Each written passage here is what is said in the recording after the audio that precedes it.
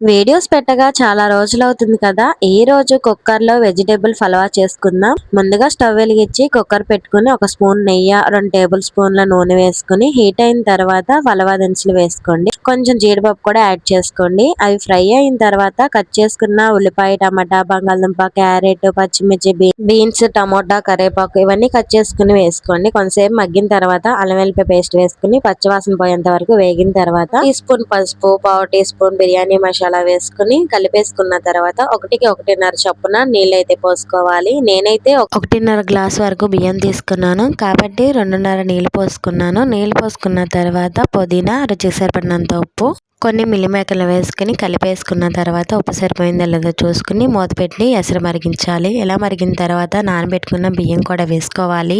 మొత్తం కలిపేసి మూత పెట్టేసుకుని ఒక 3 విజిల్స్ వచ్చిన తర్వాత స్టవ్ ఆఫ్ చేసి ప్రెషర్ మొత్తం పోయిన తర్వాత ఓపెన్ చేసుకుని కొంచెం కొత్తిమీర వేసుకొని కొంచెం చల్లారిన తర్వాత తినండి. పొడి పొడిలాడుతూ చాలా టేస్టీగా వచ్చింది. వీడియో నచ్చితే లైక్ చేసి సబ్స్క్రైబ్ చేసుకోండి. Thank you.